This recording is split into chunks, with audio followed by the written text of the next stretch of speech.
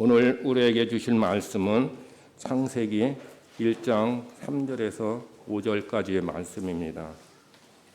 창세기 1장 3절에서 5절까지 말씀입니다. 제가 봉독하겠습니다. 하나님이 이르시되 빛이 있으라 하시니 빛이 있었고 빛이 하나님 보시기에 좋았더라. 하나님이 빛과 어둠을 나누사 하나님이 빛을 낮이라 부르시고 어둠을 밤이라 부르시니라. 저녁이 되고 아침이 되니 이는 첫째 날이니라. 이제 오늘이 5월의 마지막 날입니다. 5월은 우리가 가정의 달이라고 하지 않습니까? 그래서 어린이날, 어버이날, 스승의 날, 성년의 날, 부부의 날 등 의미를 가지는 여러 날들이 있습니다. 그 중에서도 하나를 꼽으라면 또 어버이날일 수 있습니다. 제가 올해 처음으로 이제 어버이날에 부모님과 식사를 하였습니다. 그동안은 타지에 있었고 또 바쁘다는 핑계로 그냥 어버이날의 앞뒤 어떤 날에 배웠다면 올해는 어버이날 당일에 부모님을 찾아뵀습니다. 그러면서 그동안 얼마나 무심했는지를 새삼 또 알았습니다. 저랑 다 같은 줄 알았습니다. 꼭 어버이날이 아니더라 하더라도 언제든 어떤 식으로든지 그냥 형편에 따라서 어버이날을 기념하는 줄 알았는데 그게 아니었습니다. 여기에서 동산동 가는데요, 차가 그렇게 막히더라고요. 또 별 생각 없이 그냥 동네 가서 어떤 식당에든지 식사할 수 있다 생각했습니다. 그래서 따로 음식점을 정하지 않았고 예약을 하지 않았습니다. 근데 막상 이제 만나서 식사하러 가보니까요, 하나같이 다 10,000원인 거예요.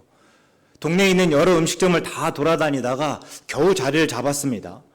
북적거리고 그래서 정신없고 또 서비스도 별로인 식사를 하면서 굉장히 죄송한 마음이 들었습니다. 그러면 사람들이 왜 그날에는 부모님을 찾아뵙고 또 함께 식사를 할까요? 당연히 어버이날이고 또 어버이 은혜에 감사하기 위해서입니다. 그럴 때 우리가 은혜의 사전적 정의는요, 고맙게 베풀어주는 신세나 혜택입니다. 그러니까 부모님께 어떤 도움을 받았거나 또 어떤 혜택을 입었다 하는 것인데, 물론 그렇습니다. 우리가 먹고 입고 또 배우고 또 오늘처럼 살 수 있었던 모든 것이 다 부모님 덕입니다. 그러나 그 이전에 우리에게 신세나 혜택을 주기 이전에 부모님은 우리를 낳으셨기 때문입니다. 우리를 낳으시고 우리에게 부모님 되어주시면서 우리를 사랑하셨기 때문이다. 그것이 은혜다라는 거예요. 다시요. 부모님이 우리에게 무언가 대단한 것을 해주었기 때문에 은혜가 아닙니다. 나를 낳으시고 또 나를 낳으시기 전부터 나를 사랑하신 그 자체가 이미 은혜다 하는 것이에요. 어버이날은 그 사랑으로 감사하고 또 그 사랑에 반응하는 날입니다. 우리 부모님을 다 떠나보내신 분들이 계시잖아요. 그분들이 한결같이 하시는 말씀이 무엇인가 들어보면요, 아무것도 안 해주셔도 되니까 계시기만 하면 좋겠다 하는 것입니다. 아버지 어머니를 부를 수 있게 계시기만 하면 참 좋겠다 하는 말씀들이에요. 그런데 처음부터 부모님의 은혜는 이 신세나 혜택의 내용이 아니라 그냥 나를 사랑하시는 분으로 계시는 그것이 아닐까 한번 생각해 봅니다. 그럴 때 우리 성도님들 특별히 건강하게 오래오래 사시면 참 좋겠습니다. 오늘 본문은 이제 창조에 관해서입니다. 창조에 관해서는 창세기 1장 그리고 2장 4절 초반까지 이어지는데요. 제가 다 읽을 수 없어서 창세기 1장 3절부터 5절만 본문으로 정하였습니다. 그러나 창조 전반적인 내용을 포함하고 또 거기에서부터 조금 더 넓혀서 함께 또 이야기해 보고자 합니다. 우리가 창조는 세상이 어떻게 시작되었는가, 그리고 하나님은 누구신가, 또 사람은 누구이고 어디에서부터 와서 어디로 가는가 하는 물음에 대한 답을 가지고 있습니다. 그러나 오늘 말씀에서는 조금 다른 답을 해보고자 합니다. 창조는 하나님의 사랑이 시작된 사건이었습니다. 하나님의 말씀으로 세상을 창조하셨습니다. 하나님이 이르시되 빛이 있으라 하시니 빛이 있었습니다. 그러니까 창조는 세상에 없던 것을 있게 하는 일입니다. 없었지만 하나님이 말씀하시자 있게 되었습니다. 그리고 그 빛이 하나님이 보시기에 좋으셨습니다. 그리고 이후의 과정들도 동일하게 반복됩니다. 예전에 제가 심시티라고 하는 시뮬레이션 게임을 한 적이 있습니다. 막 컴퓨터를 배울 때였는데 혹시 아시는 분들이 계실지 모르겠는데요. 내 나름대로 도시를 한번 만들어 보는 거예요. 가상의 도시를 개발하고 또 사람들이 살기에 좋은 환경을 만들어 주어야만 합니다. 주거지역, 그리고 상업지역, 공업지역을 정하고 또 사람들이 와서 살 수 있도록 뭐 전력이나 교통망을 확보하고 또 뭐 적절한 세율을 정해야 하고 건강, 교육, 레저 등 사람들의 요구를 충족시켜줄 시설들을 잘 조성해야만 합니다. 그렇지 않으면 왔던 사람들이 다 떠나기도 하고 때로는 이렇게 폭동이 일어나기도 합니다. 우리가 그 게임을 한번 떠올려 보면 하나님이 창조하시는 모습을 조금 더 입체적으로 한번 그려볼 수 있습니다. 우리 하나님의 창조를 보면요, 나누고 채우는 식입니다. 그래서 오늘 본문에서는요, 빛과 어둠을 나누십니다. 그러니까 분리하시는 거예요. 빛과 어둠을 나누시고, 둘째 날에는요, 물 가운데 궁창을 만들어서 궁창 아래의 물과 궁창 위의 물로 나누었습니다. 여기서 궁창이라고 하는 본래 뜻은 어떤 단단한 것이에요. 그리고 이제 우리가 보통 이해하기로는 어떤 둥근 천장, 뭐 지붕 정도로 또 이렇게 받아들이고 있습니다. 그걸 또 한번 생각해 보시면요, 뭔가 단단한 것을 물로 가득한 가운데 두고 그것을 쭉 올리면서 이 공간을 만드는 거예요. 물이 채워져 있던 부분을 단단한 것으로 받쳐서 올리면서 이 안에 공간이 만들어지겠죠. 물이 나눠지니까 당연히 궁창 위에 물이 있고 궁창 아래에 물이 있다 하는 거예요. 그리고 이 궁창을 우리가 하늘이라 불렀다라고 이야기하죠. 그 셋째 날에는요, 이제 이 궁창을 올리면서 공간이 생겼습니다.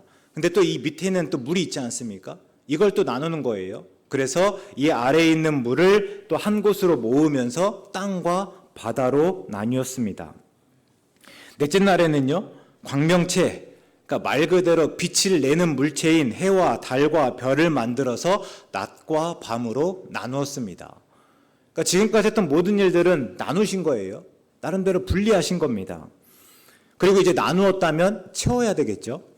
그래서 다섯째 날에는 바다의 물고기를, 그리고 하늘의 새를 만드셨고, 또 여섯째 날에는 땅을 다닐 온갖 동물을 만들었습니다. 그리고 이 모든 과정이 말씀으로 이루어졌습니다. 그래서 로마서 4장에서 바울은 없는 것을 있는 것으로 부르셨다라고 표현합니다. 또 베드로서 3장에서 베드로는요, 만물이 하나님의 말씀으로 되었다 하였습니다. 그리고 이 끝에 하나님께서 사람을 지으셨습니다. 이 과정에서 하나님이 반복해서 말씀하십니다.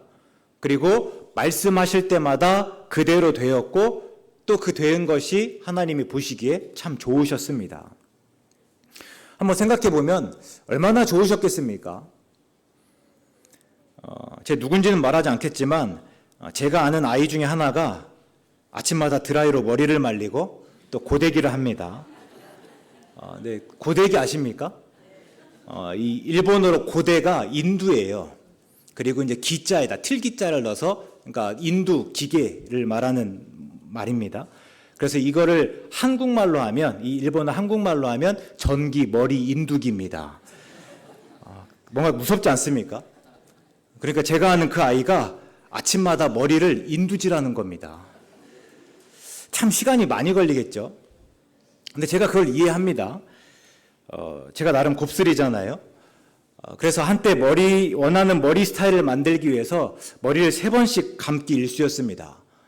머리를 감고 머리를 만들어 보는데 잘 안 되면 다시 감는 거예요.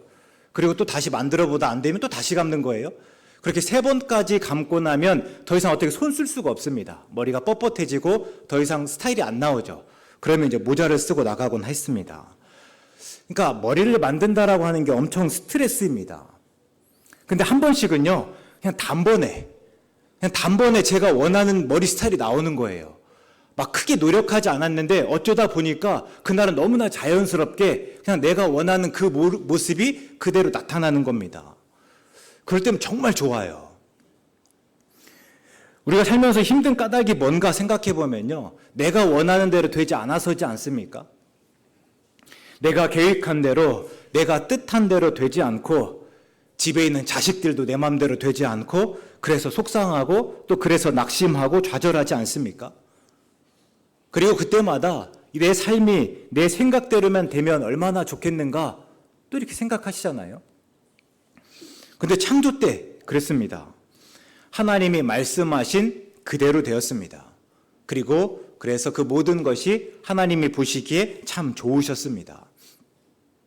근데 제가 여기서부터 좀 의아한 거예요. 그래서 하나님이 보시기에 좋으셨다면 계속 좋게 하면 되지 않습니까? 그냥 계속 말씀하시고 그대로 되게끔 하고 그냥 좋으시게 하면 되지 않습니까? 하나님은 전능하신 분이니까 얼마든지 그러실 수 있습니다. 얼마든지 계속해서 하나님의 말씀으로 대로 되고 그 모습을 보면서 좋아하실 수 있습니다. 게다가 하나님은 세상의 창조주시고 모든 것의 주인입니다. 우리가 주인이라고 하면 그렇게 할 권리가 있습니다. 근데 하나님께서는 그렇게 하지 않으셨습니다. 창조주로서 그 주인의 권리를 쓰지 않으셨고 오히려 그 권리를 피조물들에게 다 나누어 주었습니다. 그래서 바다의 생물과 하늘의 새를 만드신 후에 그들에게 복을 주시며 생육하고 번성하라 말씀하셨고 마찬가지로 사람을 지으신 후에는 사람에게 복을 주시며 생육하고 번성하여 땅에 충만하고 땅을 정복하고 모든 생물을 다스리게 하셨습니다. 그리고 사람에게는요, 자유를 주셨습니다. 사람을 이끌어서 에덴 동산에 두면서 동산에 있는 각종 나무의 열매는 임으로 먹되 선악을 알게 하는 나무의 열매는 먹지 말라 말씀하셨습니다. 분명 명령이었습니다. 그런데 그 명령을 지킬지 지키지 않을지 자유는요, 사람에게 있었습니다. 오늘 우리 아이들도 같이 예배드리는데 우리 부모님들 이 자녀 핸드폰 시간을 제한하십니까? 그러니까 예를 들어서 뭐 구글에서는 패밀리 링크가 있고 또 애플에서는 스크린 타임이 있잖아요. 그래서 하루에 사용할 수 있는 시간을 정하거나 아니면 특정 앱에 사용할 수 있는 시간을 지정하고 또 특정 시간 이후에는 한동안 핸드폰을 사용하지 못하도록 이렇게 락을 걸지 않습니까? 근데 왜 그러시는 걸까요? 그냥 하루에 1시간만 사용해라, 뭐 혹은 하루에 2시간만 사용해라 이렇게 명령하면 되는데 왜 굳이 락을 거는 것입니까? 아이들이 그렇게 명령해도 얼마든지 그렇게 하지 않을 수 있기 때문이에요. 그래서 하루에 1시간 이상 사용하는 것을 원천적으로 막고자 또 그렇게 하시는 겁니다. 그러면 하나님이 얼마든지 그렇게 하실 수 있었습니다. 그러니까 선악을 알게 하는 나무의 열매를 따먹지 못하도록, 아니 아예 접근하지 못하도록 나름 락을 걸 수 있었어요. 그런데 하나님께서는 다만 명령하시고 우리에게 그 명령을 따를지 따르지 않을지 그 자유를 주셨다 하는 것입니다. 그리고 그 자유 때문에 결국엔 사단이 났습니다. 사람이 선악을 알게 하는 나무의 열매를 먹었고 그것이 죄가 되어서 죽게 되었습니다. 그럴 때 우리가 종종 그 일로 묻지 않습니까? 하나님이 왜 그렇게 했을까? 아쉬워하지 않습니까? 하나님이 사람에게 자유를 주는 대신에 무조건 복종하게 하시고 또 어떤 식으로든 제한하셨으면 좋지 않았을까? 그러면 하나님은 계속 좋으실 수 있었고 우리 역시 어떤 수고와 고통과 죽음을 피할 수 있었을 거다 하는 것입니다. 그런데 하나님은 왜 굳이 사람에게 자유를 주셨을까? 그 답이 요한복음 3장 16절에 있습니다. 우리에게 너무 익숙하고 또 대부분 외우고 있는 말씀인데요. 그 답이 무엇인가? 하나님이 세상을 이처럼 사랑하셨기 때문입니다. 한 차례 말씀드렸는데요. 사랑은 나를 내어주면서 상대방을 주인공으로 만드는 일입니다. 그러니까 내 삶에서 내가 주인공인 거 아니라 비록 내 삶이지만 또 그 속에서 다른 사람을 주인공으로 만들어주는 일이다라는 거예요. 그래서 내가 원하는 것을 주장하는 대신에 상대방이 먹고 싶은 것을 먹고 또 상대방이 가고 싶은 곳을 가는 일입니다. 이제 여름인데요. 이렇게 가다 보면 가끔 엄마나 아빠가 아이에게 이렇게 부채질 해주는 모습들을 보이지 않습니까? 혹은 뭐 이렇게 버스 정류장 등을 지나다 보면 정신 나간 남자가 여자에게 부채질 해주는 모습을 또 보지 않습니까? 이게 더운 건 다 똑같아요. 게다가 부채질을 하면요, 운동 에너지가 열 에너지로 바뀌면서 나는 더 더워지는데 왜 그런 겁니까? 사랑하기 때문입니다. 사랑은 기꺼이 나를 희생하고 대신 죽기까지 합니다. 제가 지난주 드라마 미스터 션샤인 봤다고 말씀드렸잖아요. 근데 맨 마지막에 또 유진초이가 애신이를 위해서 또 대신 죽기도 합니다. 하나님이 세상을 그렇게 사랑하셨다 말합니다. 하나님은 세상을 창조하셨고 세상을 창조하실 때부터 세상을 이처럼 사랑하셨습니다. 그래서 자신을 내어주셨습니다. 하나님이신 독생자를 내어주셨습니다. C.S. 루이스가 고통의 문제라고 하는 책에서 그 하나님의 사랑을 이렇게 적었습니다. 한번 띄워주실까요? 네. 이것은 아무것도 아닌 인간을 택하여 사랑하는 자로 삼음으로써 하나님께 필요한 존재이자 그가 갈망하시는 존재로 만드신 행위다. 하나님은 영원토록 모든 선함을 가지고 계신 분이므로 이렇게 자신을 내어주시지만 않았다면 아무것도 필요로 하거나 갈망하지 않아도 되었을 것입니다. 이처럼 하나님은 바로 우리를 위해 자신을 내어주셨습니다. 이렇게 이야기하고 있습니다. 그러니까 하나님은 완전하신 분입니다. 그래서 아무것도 필요하거나 갈망하지 않습니다. 그러니까 하나님은 본질적으로 다른 무엇이 필요하거나 갈망하신 분이 아니다 하는 것이에요. 그러나 사람을 사랑하면서 그들을 필요한 존재이자 갈망하는 존재로 여기셨습니다. 그리고 그 사랑에 반응하여서 사람이 하나님을 사랑하도록 자유를 주신 겁니다. 하나님이 사람을 사랑하셨을 뿐만 아니라 사람들도 그 사랑에 반응하여 하나님을 사랑할 수 있도록 자유를 주셨다라는 것이에요. 왜 자유를 주셔야만 했는가? 사랑은 강요할 수 없기 때문입니다. 사랑하지 않을 자유가 있을 때에만 또 사랑할 수 있기 때문입니다. 그래서 하나님께서 자유를 주신 거예요. 그럴 때 최근 그리고 한 주간 제가 내내 물었던 물음은 하나님이 우리를 사랑하신다면 우리가 그 사랑을 얼마나 알고 또 얼마나 경험하는가입니다. 하나님은 세상을 지으실 때부터 그러니까 하나님께서 우리를 지으실 때부터 우리를 사랑하시는 분이다. 이것이 성경 처음부터 하시는 말씀이라면 그래서 오늘까지도 하나님이 우리를 사랑하신다면 우리가 그 사랑을 얼마나 알고 또 얼마나 경험하는가 하는 것입니다. 앞에서 빛이 있으라 하시니 빛이 있었고 빛이 하나님이 보시기에 좋았습니다. 이후에 하나님께서 세상을 창조하시면서 말씀하셨고 그때마다 그대로 되었고 그래서 하나님이 보시기에 좋았다 하였습니다. 그런데 하나님께서 세상을 이처럼 사랑하셨다 하는 이 말씀 묵상하다 보니까 단순히 그대로 되어서 그러니까 하나님의 생각대로 되어서 좋았던 것만은 아니다 하는 것을 알게 됩니다.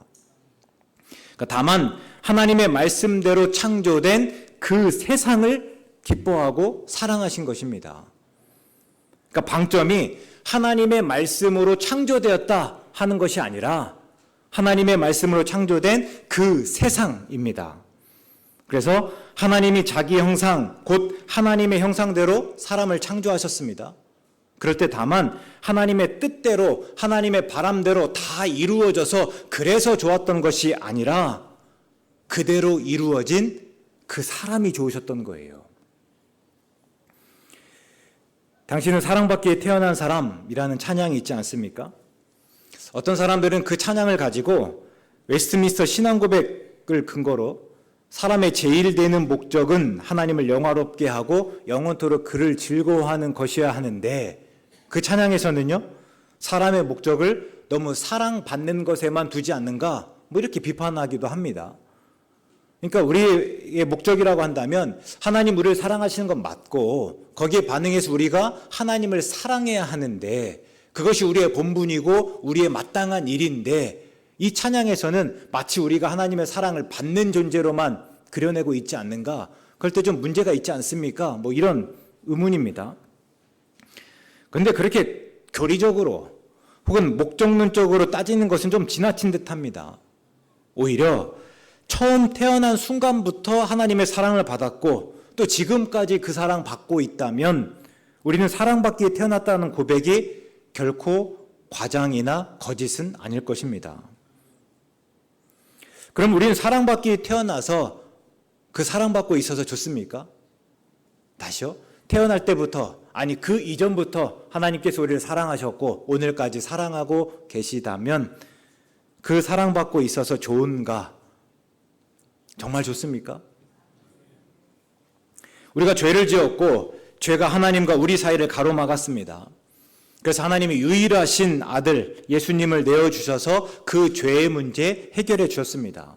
죄가 하나님과 우리 사이에 방해물이 된다고 했을 때 그 방해물 다 치워주셨다라는 것입니다. 그래서 우리는 예수님을 믿음으로 다시 하나님의 사랑을 온전히 받고 또 하나님과 온전한 관계 안에 머물 수 있게 되었습니다. 그것이 구원이고 그것이 또 하나님의 나라입니다. 근데 우리는 예수님을 믿음으로 구원받았다라고 고백하면서도 정작 그 하나님의 사랑 모르고 하나님과의 온전한 관계 안에 머무는 참 기쁨과 평안을 모르는 것 아닙니까? 다만 죄의 문제가 해결된 것으로 안도하고 이미 시작되고 이미 임한 하나님의 나라를 마치 평생 예수님을 믿고 죽은 이후에서야 주어지는 어떤 보상쯤으로 여기는 것은 아닙니까? 성경은 하나님이 우리를 얼마나 하시는지를 반복해서 말씀하십니다. 그래서 요한일서에서 하나님은 사랑이시다라고 말합니다. 그러니까 하나님은 사랑 그 자체시다라는 거예요. 그렇기 때문에 우리를 그 사랑 그 자체로 품으시는 겁니다. 우리를 먼저 사랑하셨고 우리가 아직 죄인 되었을 때조차 그 사랑을 멈추지 않으셨습니다. 또 스바냐는요, 하나님이 우리를 사랑하시는 모습을 이렇게 묘사했습니다. 스바냐 3장 17절의 말씀입니다. 너희 하나님 여호와가 너희 가운데 계시니 너는 구원을 베푸실 전능자이시라. 그가 너로 말미암아 기쁨을 이기지 못하시며 너를 잠잠히 사랑하시며 너로 말미암아 즐거이 부르며 기뻐하리라 하리라. 그러니까 이게 하나님 때문에 우리가 기뻐한다는 것이 아니라 또 우리 때문에 하나님께서 기쁨을 이기지 못하신다라는 겁니다. 다르게 해보면요, 우리 때문에 하나님이 좋아서 어쩔 줄 몰라 하신다 하는 표현이에요. 우리 아이 키우실 때 한번 기억해 보시면요, 뭐 처음으로 단맛 경험했던 아이들 그 모습 기억나십니까? 매일 이렇게 간 없는 음식, 뭐 이렇게 맛 없는 것 먹다가 뭔가 달고 어떤 맛이 있는 어떤 것들을 주었을 때 애들이 그 먹고 어떻습니까? 뭐 보행기에 앉아 있다면요, 막 보행기 들썩들썩 할 만큼 막 이렇게 폴짝폴짝 뛰지 않습니까?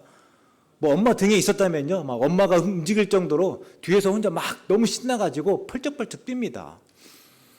근데 지금 오늘 하나님의 말씀이, 스바냐 말씀이 하나님이 우리 때문에 그렇게 좋아하신다라는 거예요. 하나님이 우리 때문에 막 어쩔 줄 몰라 하신다라는 겁니다. 조금 제가 이렇게 외람되게 말씀드리면 하나님이 폴짝폴짝 뛰신다라는 거예요. 그런데 하나님만인가? 성경은 하나님의 그 사랑을 안 사람들의 기쁨도 이야기하고 있습니다. 그래서 시편을 보다 보면요, 하나님의 인자하심, 그러니까 하나님의 신실하신 사랑 때문에 기뻐하며 또 하나님을 노래합니다. 요한은요, 하나님의 사랑이 어떠한지를 알고 감탄합니다. 요한일서의 모든 말씀들이 감탄이에요. 또 바울은요, 그 사랑의 너비와 길이와 높이와 깊이가 어떠함을 깨달아 기뻐하면서 우리도 그럴 수 있기를 도전합니다. 내가 그 하나님의 사랑을 알고 나니까 너무 기쁜데 에베소 교회 성도님들도 또 우리들도 그 사랑 알고 그 기쁨 가운데 머무실 수 있으면 좋겠습니다 하는 거예요. 그럴 때 우리는 하나님의 사랑을 또 얼마나 좋아합니까? 사랑받고 있다는 것을 알 때면 참 좋지 않습니까? 누군가가 날 사랑하고 있다라는 것들을 알 때 그 느낌이 참 좋아요.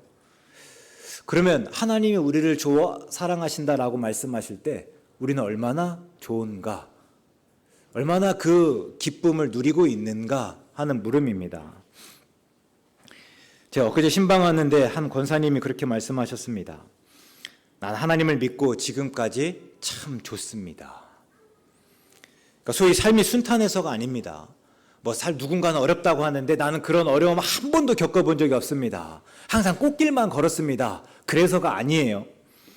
단순히 죽고 하나님의 나라, 천국에 갈 수 있어서가 아닙니다.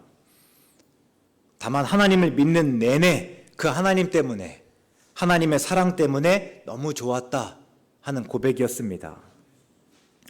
제가 그 말이 얼마나 도전이 되고 또 얼마나 부러웠는지 모릅니다. 그럴 때 우리가 그 권사님과 같기를 바랍니다. 오늘 하나님의 사랑을 알면서 기뻐하실 수 있기 바랍니다. 신앙생활은 예수님을 믿고 구원받기 위한 시험장이 아니다. 누차 말씀드리고 있습니다. 그러니까 지금 한번 살아보고 이 삶을 얼마나 네가 잘 사는가 따져보아서 하나님께서 구원하실까 구원하시지 않을까 그런 시험장이 아니다라는 거예요. 우리의 삶은요 의무로만 가득 차지 않았습니다. 어떻게든 네가 구원받았으니 네가 해야 될 일을 해라 하면서 그런 의무로만 꽉 채워놓으시지 않으셨다라는 겁니다. 그럼 신앙생활은 무엇입니까? 하나님의 사랑을 알고 그 사랑에 반응해가는 과정입니다. 하나님이 우리를 사랑하신 사랑을 우리가 알고 믿는 것이고 그 사랑에 반응하여서 우리도 하나님을 사랑하고 또 서로 사랑하는 일, 그게 신앙생활입니다. 그래서 신앙생활은 하나님의 사랑을 모르면요 너무나 건조하고 팍팍하고 힘들 수밖에 없습니다. 언제나 하나님의 사랑이 인풋이 되어서 아웃풋이 나와야 되는데요, 하나님이 인풋이 없으니까 아웃풋이 나올 수 없을 뿐만 아니라 인풋 없는 상황 속에서 아웃풋을 내려고 하니까 너무 힘든 거예요. 팍팍한 겁니다. 우리 지난주 말씀 기억하십니까? 예수님께서 말씀하셨습니다. 성령을 받으라. 그럴 때 우리 성령 충만을 구하면서 하나님의 사랑을 알아가실 수 있기 바랍니다. 우리가 아직 죄인 되었을 때에 예수님이 우리를 위하여 죽으심으로 하나님이 우리에게 대한 자기의 사랑을 확증하셨다라고 말씀하셨습니다. 그러니까 예수님의 죽으심 가운데 하나님의 사랑이 분명히 드러났다라는 말씀입니다. 예수님 안에서 하나님의 사랑이 구체적으로 분명히 드러났다. 그럴 때 우리 예수님을 묵상하시면서 그 사랑 안에 머물 수 있기 바랍니다. 이런 말씀들이, 이런 요구가 너무 거창합니까? 그렇다면 하루를 시작하면서 하나님은 나를 사랑하신다 한 번만 떠올려 보시기 바랍니다. 다른 것 말고요. 다른 거창하게 내가 앉아서 구해야 되고 내가 앉아서 묵상해야 되는 거 말고 그냥 하루 시작하시면서 오늘도 하나님은 나를 사랑하신다. 오늘도 하나님은 여전히 나를 사랑하십니다. 이 한 번만 외쳐보실 수 있기 바랍니다. 그리고 그 하루를 사랑하는 자로 살아가시면서 나도 하나님을 사랑하고 서로 사랑하실 수 있기 바랍니다. 그런 우리가 되시기를 주의 이름으로 간절히 축원합니다. 사랑의 하나님, 우리가 하나님의 사랑을 막연히 알았습니다. 다만 좋을 거라고 상상하였습니다. 그러나 이제 그 사랑 분명히 알고 얼마나 좋은지 구체적으로 경험하기 원합니다. 간절히 구하오니 그 사랑 깨닫게 하시고 그 사랑 안에 머물게 하시옵소서. 그리고 그 사랑에 반응하여 서로 사랑하는 우리 모두 되게 하시옵소서. 예수님의 이름으로 기도드립니다. 아멘.